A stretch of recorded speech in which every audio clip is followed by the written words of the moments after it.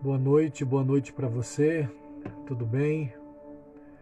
Eu espero que você esteja bem, não somente você, como toda a sua casa, com a graça de Deus. Este é o dia que fez o Senhor. Você se regozijou nele, você se alegrou nele, você completou o seu dia de hoje, juntamente com as inúmeras tarefas que você realizou, trabalhando.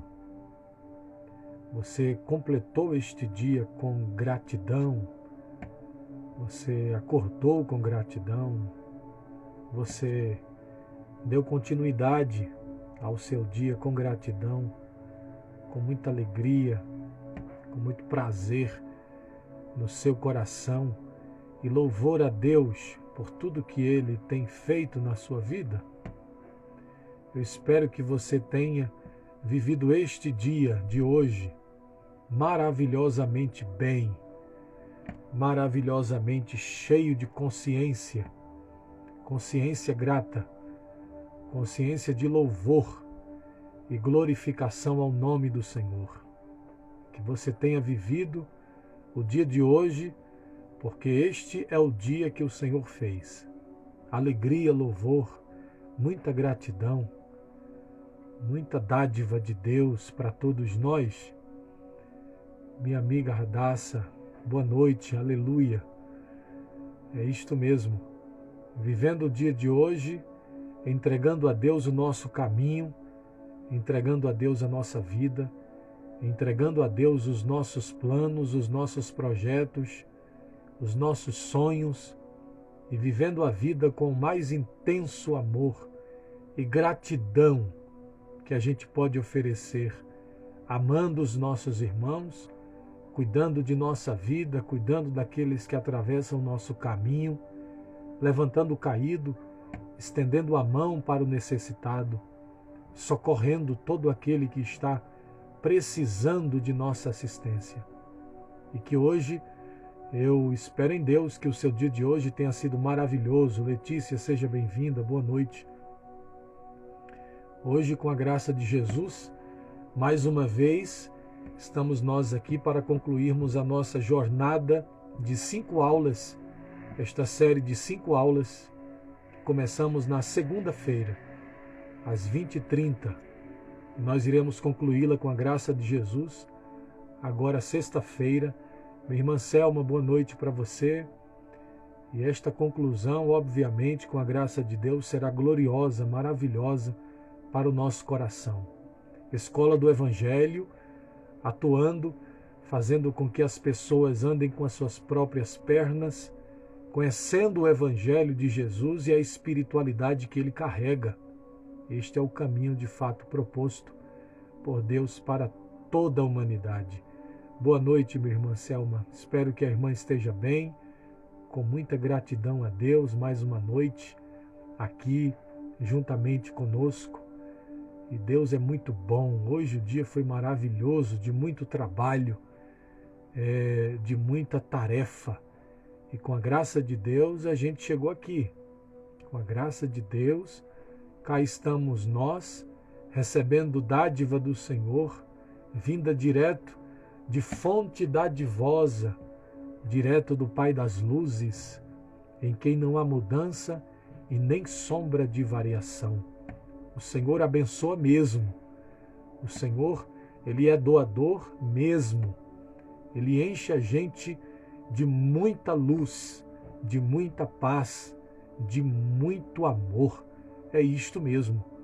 O amor de Deus já está derramado em nossos corações, disse o nosso irmão Paulo, o apóstolo, em Romanos capítulo 8, que o amor de Deus já se derramou em nossos corações. E isto de fato começou com toda a manifestação da encarnação, com a chegada de Jesus de Nazaré. Então eu espero que hoje você esteja junto com a sua família, seu pai, sua mãe, seus irmãos, seus amigos, seus entes queridos, seus patrícios, aqueles que estão à sua volta. Eu espero que você esteja com um coração assim grande, de muita gratidão a Deus. Com palavras fervilhando no seu coração por todos os livramentos que o Senhor tem feito e realizado para você. O que você viu, o que você não viu, você não tem a mínima ideia de como foi você acordar hoje e chegar até aqui nesta noite, exatamente às 20 horas e 29 minutos. E hoje todos que estamos aqui somos milagres do Senhor, nas mãos do Senhor. O Senhor é que envia os seus anjos, dá ordem a nosso respeito, para que nos guarde e nos blinde, nos proteja, porque os anjos do Senhor acampam-se ao redor daqueles que temem ao Senhor. Basta que você tema ao Senhor, viva com retidão, com justiça, com equidade, com amor, com entrega voluntária. Basta que o temor do Senhor seja de fato a âncora do seu ser, e os anjos do Senhor estão de prontidão para te guardar na entrada e na saída, onde você estiver, onde a planta do seu pé for colocada, o Senhor está com você, te guardando e te guiando. E cá estamos nós, nesta noite linda, aqui na cidade de Mairiporã, São Paulo. Continua frio, continua com este clima. Lira, boa noite, minha amiga. Continua com este clima maravilhoso, delicioso, aqui nesta cidade. E hoje nós iremos dar início mais uma vez, lendo o Evangelho de Jesus e tentando descobrir e saber o que o Evangelho ensina sobre o Espírito Santo, que é o que a gente vem falando desde segunda-feira, e os dons espirituais. Muito provavelmente amanhã e sexta-feira nós iremos abordar as questões dos dons espirituais. Hoje nós iremos continuar com a nossa aula. Eu espero que você esteja com seu caderno, sua Bíblia, sua caneta. Eu estou aqui com a minha e eu espero que você tenha em mãos aí algum bloquinho de anotação para você rabiscar. Se não tiver um bloquinho de anotação, faz as suas observações na sua própria Bíblia, para que você tenha mais contato com ela, ela se torne parte de você, mais próxima de você o possível. E eu peço que, com a graça de Deus, nós possamos iniciar a nossa aula de hoje aqui. Eu tomando aqui o meu chimarrão, já há 14 anos. Se você estiver aí tomando o seu café, o seu chá, a sua água, o seu refrigerante, não é aconselhável refrigerante, porque é terrivelmente danoso à nossa saúde. Então, opte por um chá, opte por um suco, água, que é maravilhoso também. Ou, se você preferir, um chimarrão, que é o meu caso, tomando há 14 anos, meu companheiro de muitas e muitas leituras, muitas e muitas madrugadas de reflexão, muitas pestanas queimadas, muito quilômetro rodado em leituras, lendo as Escrituras, outras leituras diversas, em oração, em recolhimento solitário para o particular com o Pai. O chimarrão sempre vem me acompanhando e eu espero que você tenha também uma bebida que seja da sua preferência, que te acompanhe também. E hoje eu convido você para que você abra a sua Bíblia no Novo Testamento, João, capítulo 16. João, capítulo 16.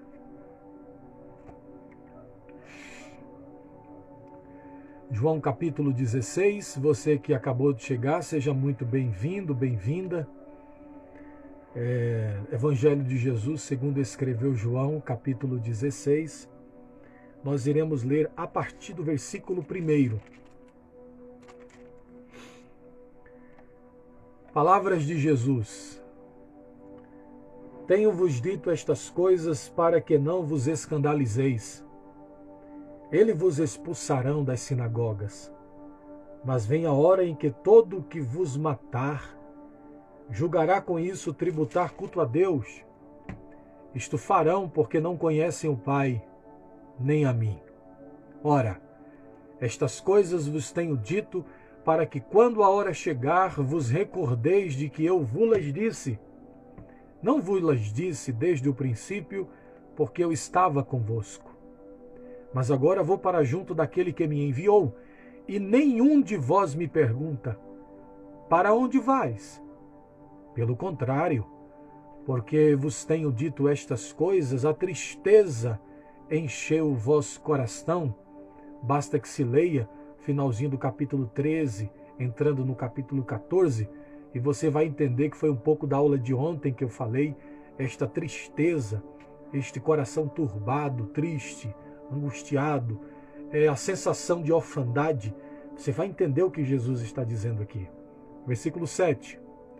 Mas eu vos digo a verdade, convém-vos que eu vá, porque se eu não for, o Consolador não virá para vós outros. Se, porém, eu for, eu vou-lo enviarei. Quando ele vier, convencerá o mundo do pecado, da justiça e do juízo. Do pecado, porque não creem em mim. Da justiça, porque vou para o Pai, e não me vereis mais. Do juízo, porque o príncipe deste mundo já está julgado. Tenho ainda muito a vos dizer, mas vós não podeis suportar agora. Quando vier, porém, o Espírito da verdade, ele vos guiará a toda a verdade, porque não falará por si mesmo, mas dirá tudo o que tiver ouvido e vos anunciará as coisas que hão de vir. Ele me glorificará, porque há de receber do que é meu e vos-lo há de anunciar. Tudo quanto o Pai tem é meu. Por isso é que vos disse que há de receber do que é meu e vos-lo há de anunciar. Um pouco, e não mais me vereis. Outra vez um pouco, e ver-me-eis. Então alguns dos seus discípulos disseram uns aos outros: que vem a ser isto que nos diz? Um pouco, e não mais me vereis, e outra vez um pouco, e ver-me-eis. E vou para o Pai. O que isto significa? Diziam, pois, que vem a ser esse um pouco? Não compreendemos o que quer dizer.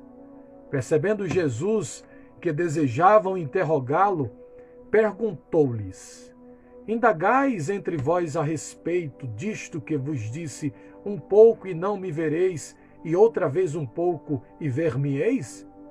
Em verdade, eu vos digo que chorareis e vos lamentareis, e o mundo se alegrará. Vós ficareis tristes, mas a vossa tristeza se converterá em alegria. A mulher, quando está para dar à luz, tem tristeza.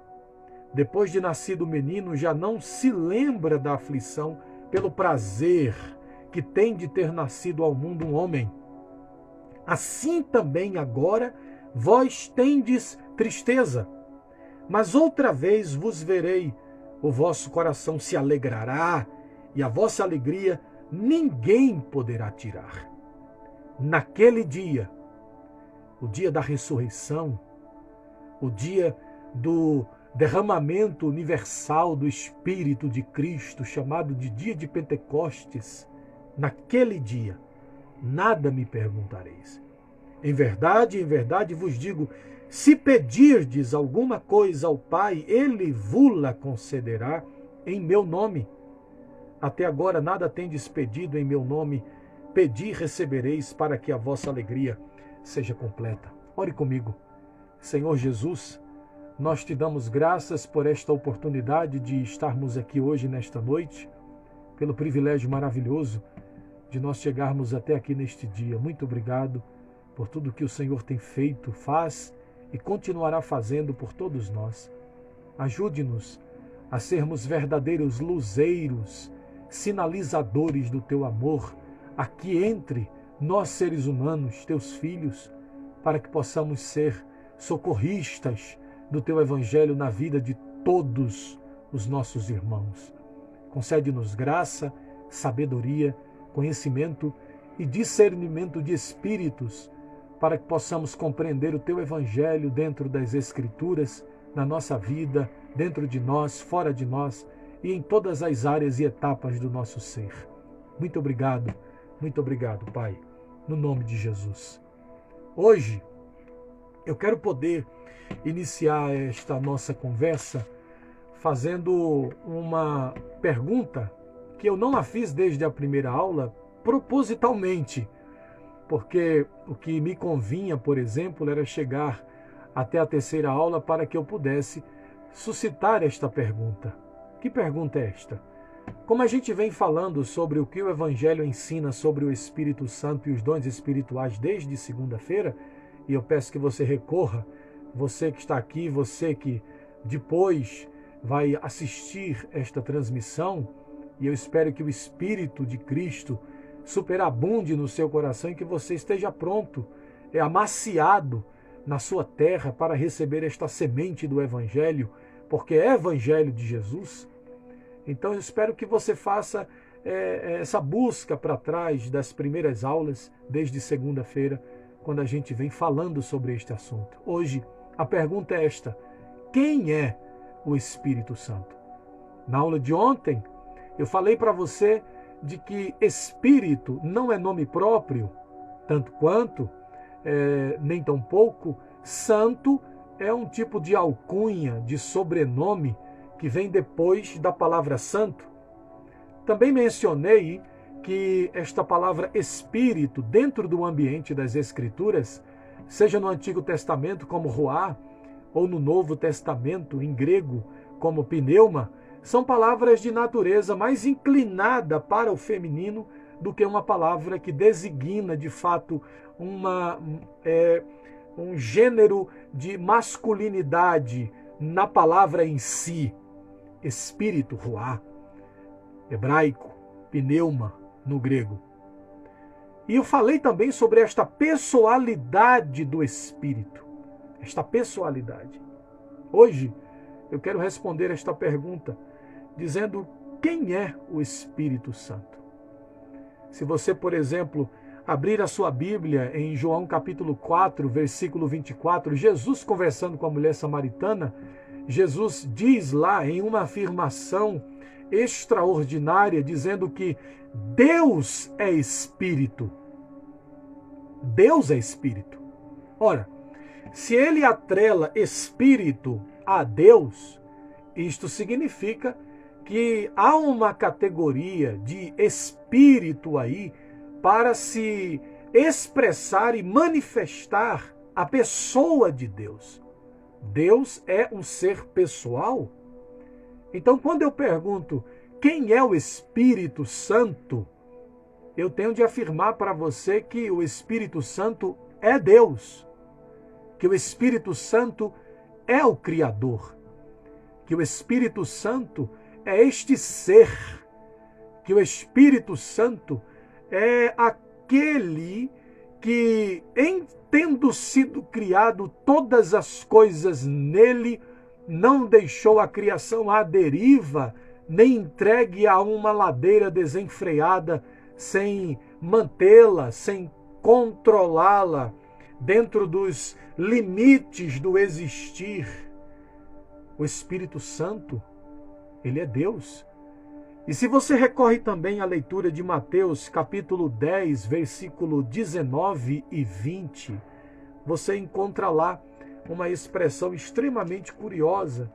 Mateus capítulo 10, versículo 19 e 20. Olha o que Jesus diz: e quando vos entregarem, não cuideis em como ou que haveis de falar, porque naquela hora vos será concedido o que haveis de dizer. Visto que não sois vós os que falais, mas o Espírito de vosso Pai é quem fala em vós. O mesmo texto sendo falado por Lucas, no capítulo 12, versículo 11 e 12, aqui Mateus diz que é o Espírito de vosso Pai. Lucas, ele deixa extremamente claro, chamando de Espírito Santo.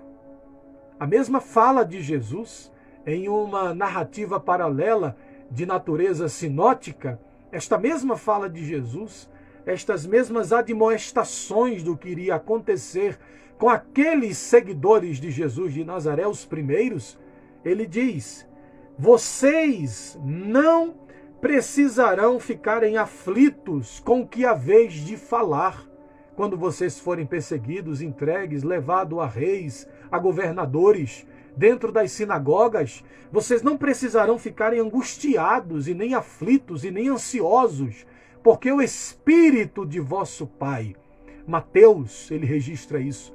Lucas diz que é o Espírito Santo. O Espírito Santo. Então, quem é o Espírito Santo? É Deus.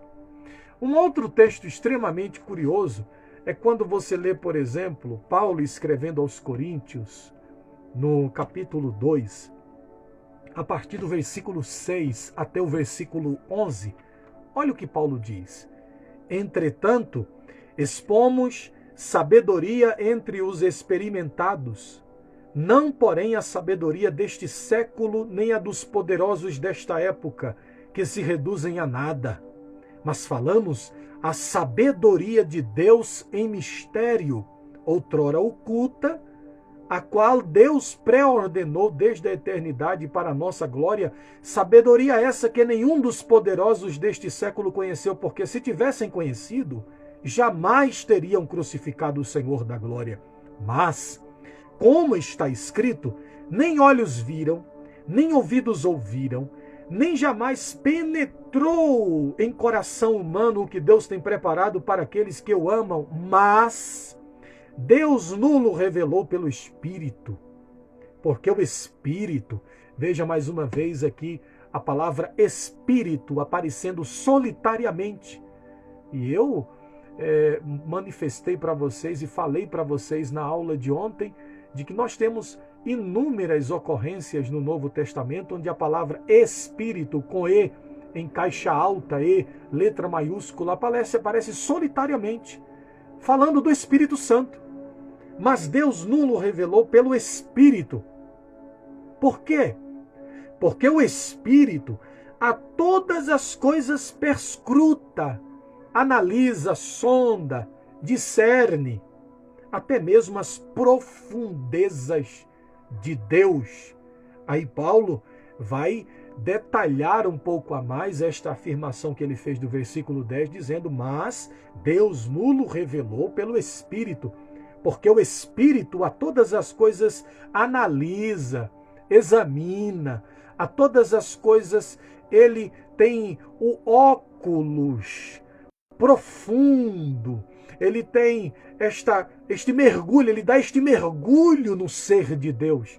Então, este Espírito, que é o Espírito Santo, não é porque está solitariamente só a palavra Espírito aqui, que você pode pensar que seja um outro Espírito, não.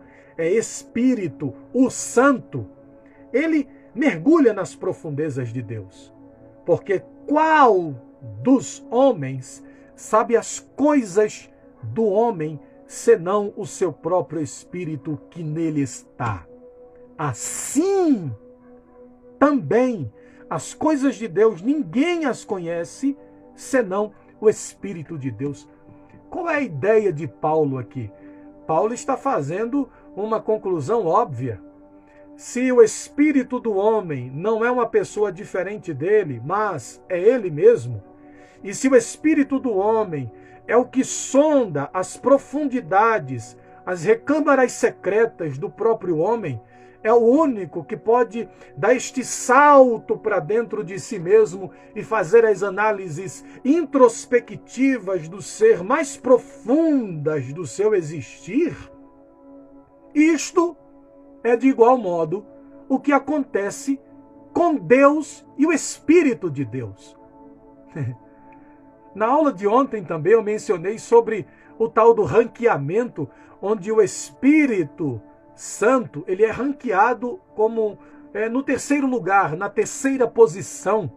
Existe o primeiro lugar, que é o lugar do Pai, o segundo lugar, que é do Filho, e o terceiro lugar, que é o lugar do Espírito. E essa ideia, por exemplo, de que o Espírito Santo é uma outra pessoa diferente de Deus, ela é extremamente nociva. Por quê? Porque Paulo está afirmando aqui que o espírito do homem, que não é diferente do homem, que é o homem mesmo, É ele que sonda as profundidades do homem. Tanto quanto o Espírito de Deus, que não é diferente de Deus, que é Deus mesmo, é o que sonda, é o que analisa, é o que sabe das profundidades do ser de Deus. Por quê? Porque ele não é outra pessoa, porque é Deus mesmo. Examine-se o homem a si mesmo. É a fala de Paulo aqui mesmo aos Coríntios. Lá em 1 Coríntios, aqui mesmo, capítulo 11, dizendo que o homem é o único capaz de se autoavaliar, de olhar para dentro do ser dele mesmo e fazer as análises de suas samarias, de suas câmaras secretas, de suas encruzilhadas de Jericó, de conhecer a si mesmo. Ninguém pode fazer este mergulho para dentro de mim mesmo se não for eu mesmo. A conclusão é óbvia que Paulo está fazendo. Versículo 11. Porque qual dos homens sabe as coisas do homem senão o seu próprio espírito que nele está? Assim, do mesmo modo, assim, não é diferente. Assim, também as coisas de Deus, ninguém as conhece senão o Espírito de Deus. Não é uma pessoa diferente de Deus, é Deus mesmo. O Espírito de Deus. O Espírito de Deus, o Espírito Santo, o Espírito Conselheiro, o Espírito Consolador, o Espírito da Verdade, o Espírito da Santidade, o Espírito da vida e que é vida, o Espírito vivificante, o Espírito eterno, o Espírito da glória. Este Espírito é o próprio Deus. Quem é o Espírito Santo? A afirmação óbvia é que este Espírito, ele é Deus. O Criador de tudo e de todos tem suas múltiplas mídias, variados e infinitos modos de se comunicar com o ser humano. São manifestações em toda a criação e para a criação que carregam o testemunho do Criador. Podemos classificar, por exemplo, 5 veículos, onde a gente lendo de Gênesis até Apocalipse, nós encontramos registrado na Escritura 5 veículos desta comunicação divina, desta multiplicidade, desta variedade, desta capilaridade, da profundidade de como Deus, o Criador, se comunica na criação, com a criação. Ele é transcendente, mas também ele é completamente imanente. Ele não é o Criador que criou e deixou tudo solto, não, mas também não é o Criador que fica controlando tudo nos seus mínimos detalhes, não, obviamente, claro que não.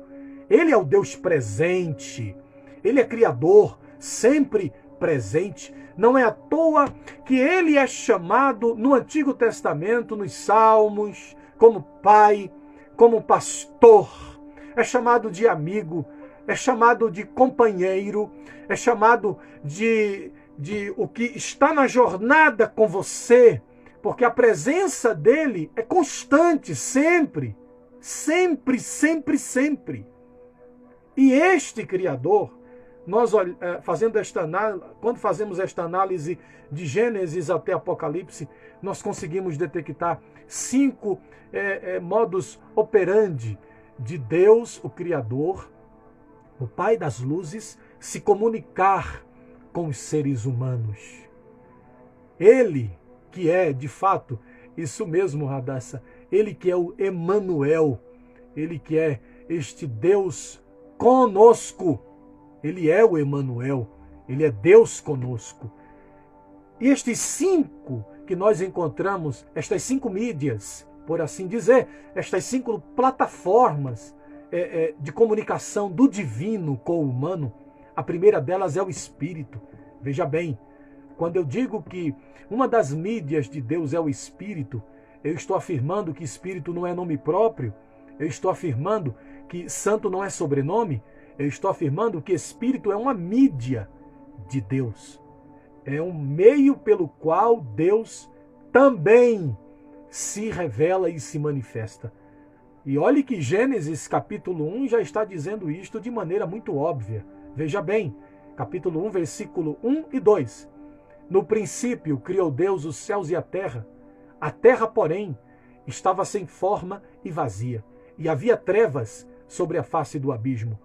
E o Espírito de Deus pairava sobre a face das águas. Ou seja, é Deus já entrando nesta comunicação e nesta manutenção na criação. O Espírito é uma mídia de Deus. A outra mídia de Deus é a criação. A criação é uma mídia de Deus. Basta que você leia o Salmo 19, Romanos capítulo 1 e capítulo 2, você vai ver que a criação é uma das testemunhas da voz de Deus. Por toda a terra se faz ouvir a sua voz. E a criação carrega este testemunho do Criador. Em terceiro, a consciência humana. A consciência que é anterior ao cérebro, a mente do ser humano, que é anterior à sua cerebração. Ora, se você crê que o Criador é também Criador do ser humano, óbvio, você deve admitir de tabela e de saída que ele, sendo Criador, ele tem acesso à mente que ele criou, a hora e o momento que ele desejar.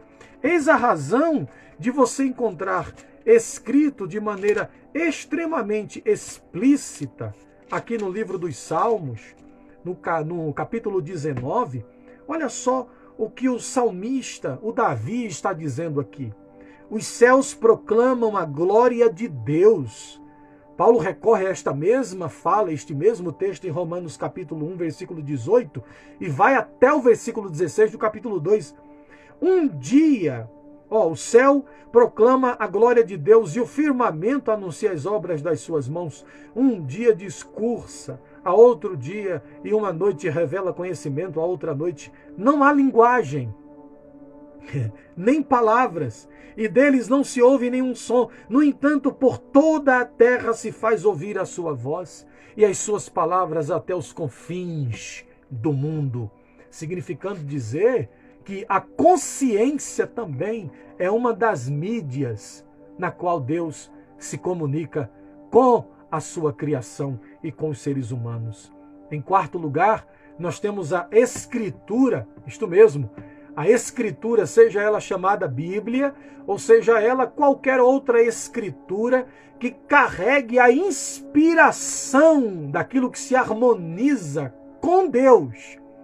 A Escritura que nós chamamos de Bíblia, de fato, carrega esta inspiração. A Escritura é inspirada e ela é uma testemunha também, não é única e exclusiva. O testemunho de Deus não se encerra dando exclusividade à Bíblia. A Escritura também, seja ela do Antigo Testamento, seja ela do Novo Testamento, também carrega esta função de testemunhante. E em quinto lugar, nós temos a encarnação, que é esta revelação do Deus encarnado.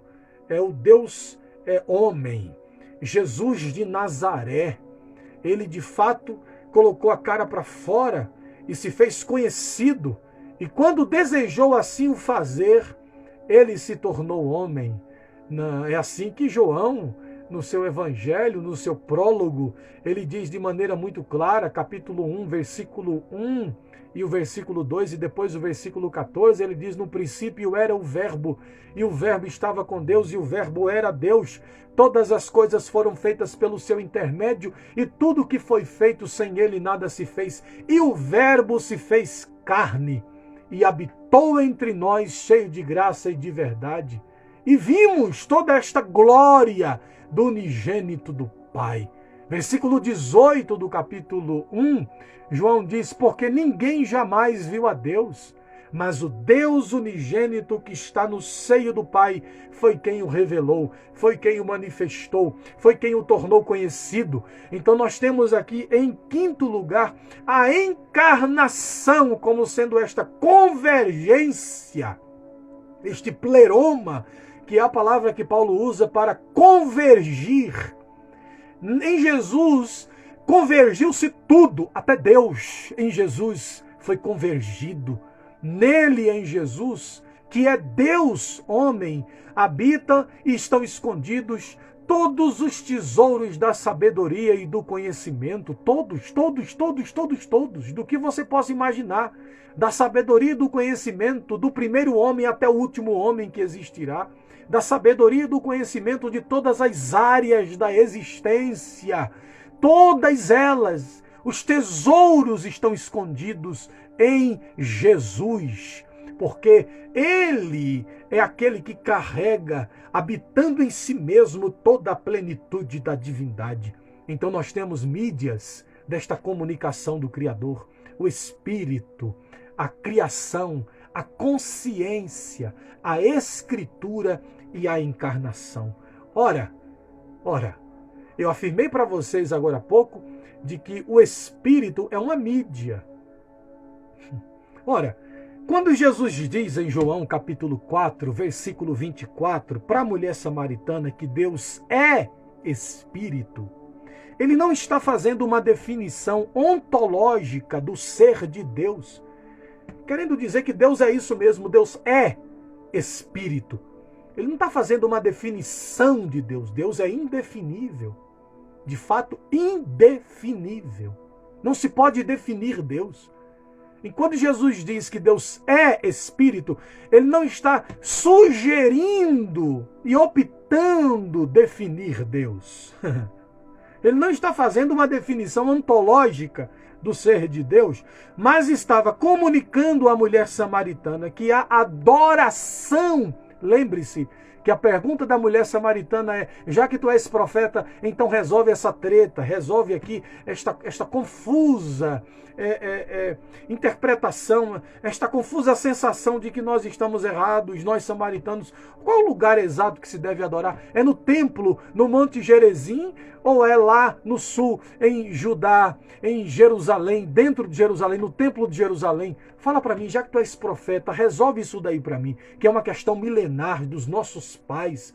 Ou seja, quando Jesus estava dizendo para a mulher samaritana que Deus é Espírito, ele estava comunicando a ela que a adoração a Deus não acontece aprisionada dentro de um templo, mas que os verdadeiros adoradores de Deus deveriam saber que este reconhecimento que há o Criador e que Ele é sobre todas as coisas acontece em qualquer lugar da terra, em qualquer lugar da criação, que é impossível de você aprisionar um ambiente, tornando-o sagrado e dizendo que somente ali se deve adorar, somente ali Deus recebe, somente ali Deus se manifesta, somente ali e não em nenhum outro lugar mais. Jesus está quebrando completamente esta ideia equivocada, fronteirista da manifestação de Deus, dizendo que Deus é Espírito, não pretendendo definir Deus, mas dizendo que Deus está para além de qualquer fronteira. Não é possível você aprisioná-lo. E a adoração a Ele acontece em qualquer lugar da terra, dentro da terra, fora da terra, no cosmos, no universo, em qualquer universo possível. Isto é possível de ser assim, porque é assim. A criação existe em Deus. Então dizer que Deus só acontece e só há Deus dentro de um determinado ambiente específico é você, Deus de misericórdia, dá um tiro na cabeça, porque isto não sobrevive no Evangelho. João também afirmou que Deus é amor. Você se lembra desta afirmação de João? 1 de João, capítulo 4, versículo 7. Ele diz lá, explicitamente, Deus é amor. Será que João estava pretendendo definir Deus? Dizendo que Deus é amor? Não, mas isto de fato não significa que Deus seja amor, mas que o relacionamento de Deus com a criação e com todos os seres humanos é de amor. Pois é assim que Deus se relaciona. É isso que João está dizendo. É assim que Deus se relaciona por amor, em amor e com amor. É assim que Deus se relaciona, por amor, em amor e com amor. Ele não estava querendo definir o ser de Deus longe de ele cometer este suicídio intelectual, de cometer este suicídio fatalista. Ele não estava tentando fazer nenhuma definição de Deus, ele só estava dizendo como era que Deus e como é que Deus se relaciona. Deus se relaciona por amor, Deus se relaciona em amor e Deus se relaciona com amor.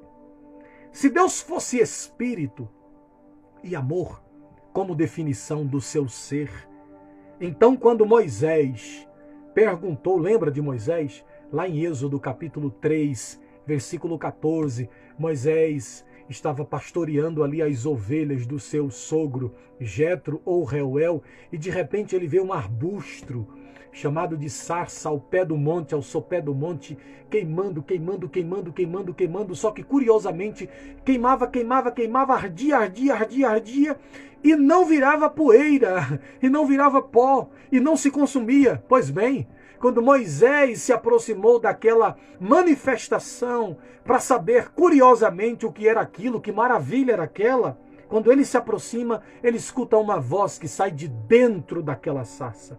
Ora, se Deus fosse espírito e amor como definição do seu ser, então quando Moisés perguntou qual era o nome dele, ele não deveria ter dito eu sou, mas deveria ter escolhido uma das opções, espírito ou amor.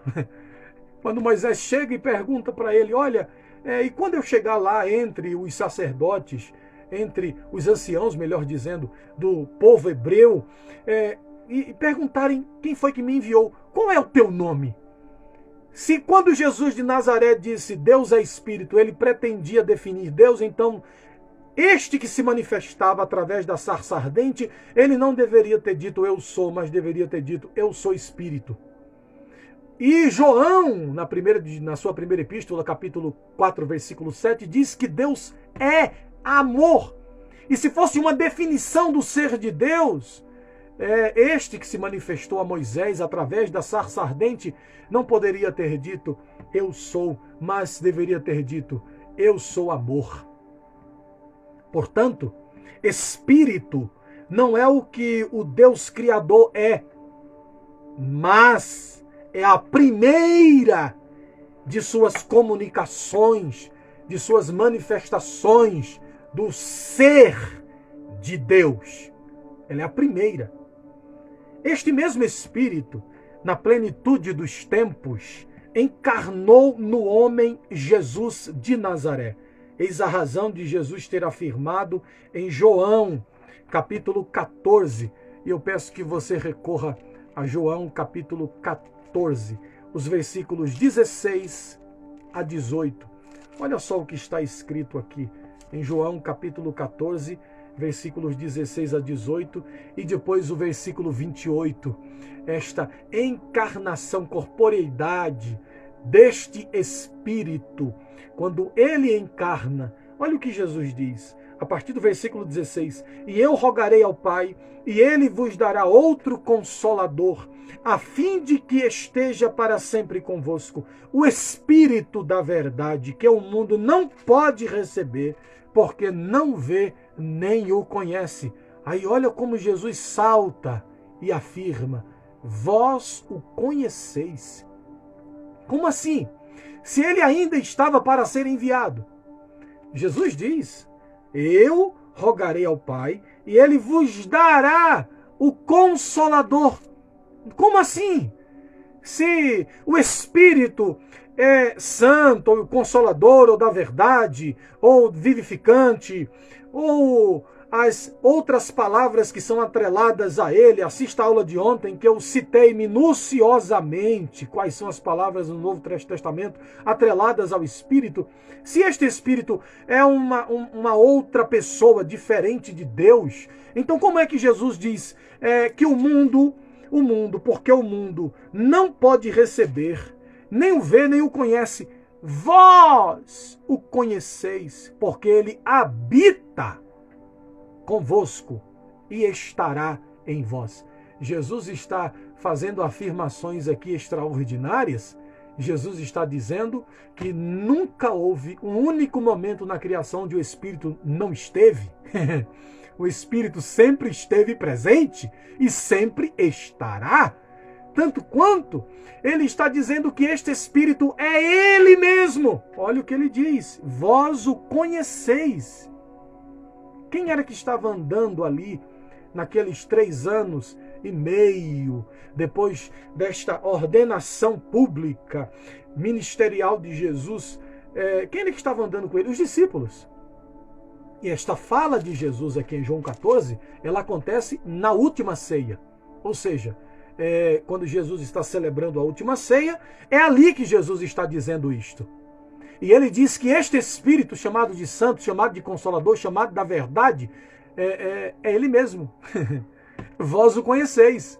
É verdade.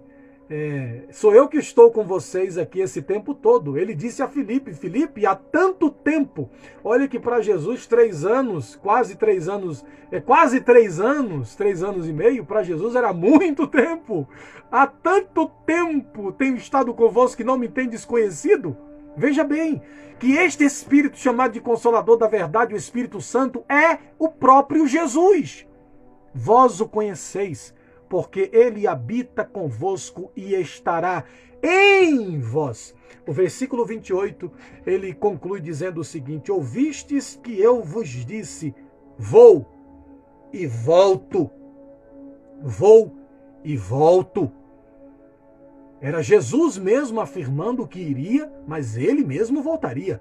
Lembra do que ele disse em Mateus 28 para os seus discípulos? E eis que estou convosco todos os dias até a consumação do século. Então, quem é que está conosco? É Jesus. Jesus está conosco. E este Espírito chamado Santo não é outra pessoa a não ser Jesus mesmo. Não tem diferença nenhuma.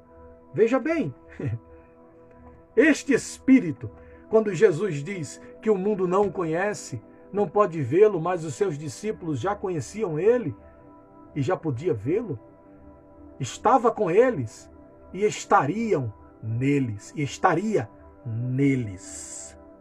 Que o Espírito, este Espírito que o Pai enviaria, é de fato Jesus mesmo, porém, completamente desmaterializado. É este corpo misterioso espiritual, não desta ordem de matéria como nós a conhecemos. Jesus completamente desmaterializado. Aleluia! Seja glorificado o nome do Senhor. Então, quem está conosco? Quem está em nós? É Jesus mesmo.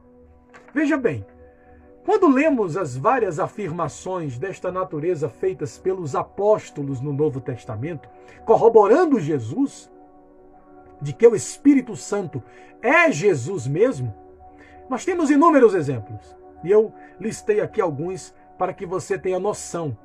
Em Atos capítulo 5, que é aquela treta lá de Pedro com Ananias e Safira, sua mulher, pois bem, em Atos capítulo 5, versículo 3 e o versículo 9, Pedro diz para Ananias que ele estava mentindo ao Espírito Santo.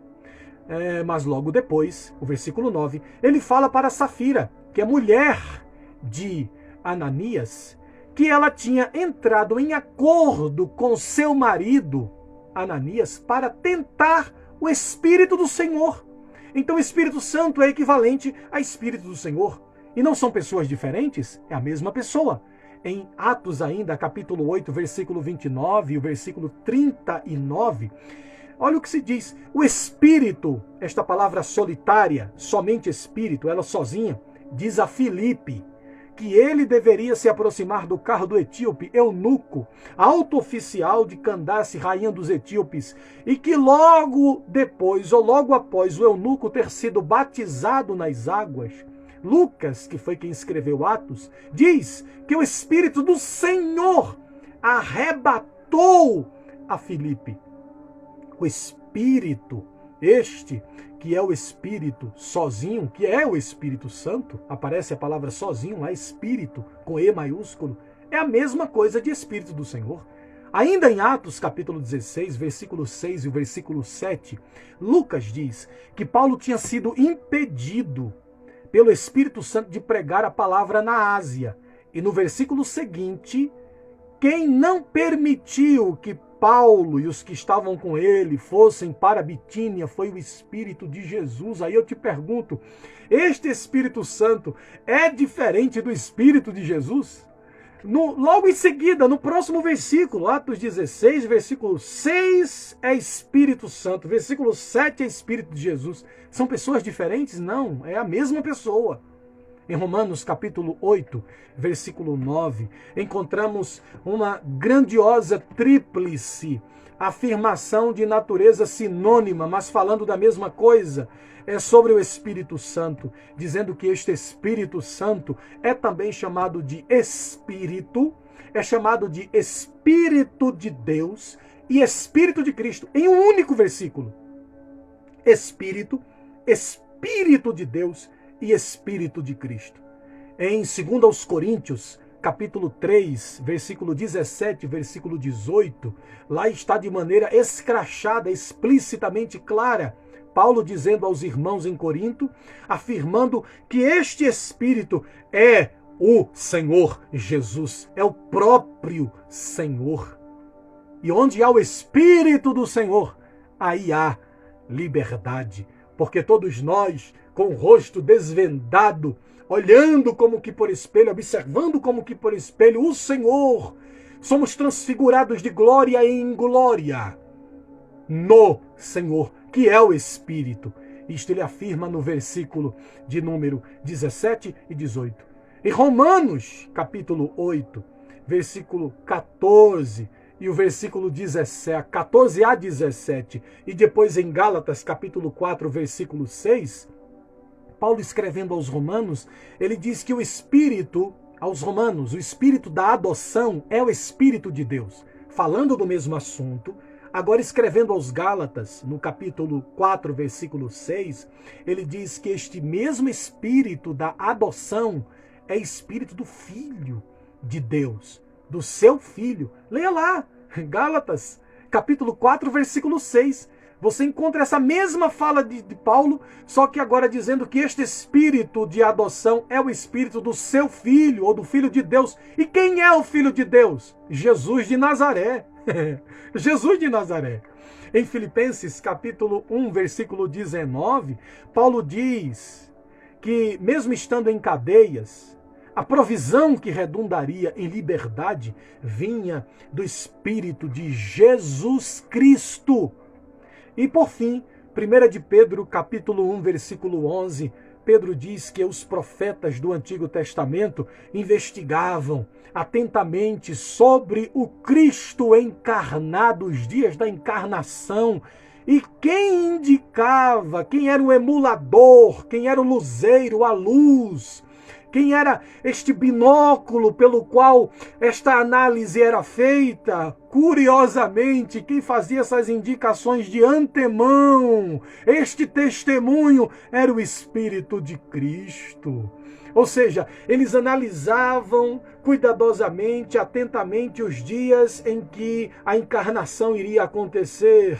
E sabe quem emulava-os, iluminava-os, lhes trazia insights, revelações? Era aquele que no século I encarnou. O Espírito dele já estava dentro destes profetas, falando dele mesmo nos dias da encarnação. Então, meu Deus, nós não podemos chegar e afirmar, por exemplo, que o Espírito Santo é uma pessoa diferente no ranqueamento aí do terceiro lugar, que primeiro é o Pai, depois nós temos o segundo Filho, e depois terceiro o Espírito. Diferente do Pai, diferente do Filho, não é Ele mesmo. Portanto, o Espírito, este Espírito, o Espírito de Deus, o Espírito Santo e o Espírito de Cristo não são três pessoas diferentes. Não são, mas uma única pessoa. Se eu afirmar que o Espírito Santo é uma pessoa diferente, eu estarei atribuindo ao Criador esquizofrenia. E é isso que nós iremos falar, começaremos a falar na aula de amanhã, com a graça de Deus. Hoje, você ficou aqui com esta aula afirmando para você quem é o Espírito Santo. E eu espero que você tenha absorvido, que você tenha se alimentado, porque, de fato, esta graça de Deus, este discernimento, é extremamente importante para que nós possamos, desde a primeira aula, como eu venho falando, identificar o que é do Espírito Santo e o que não é.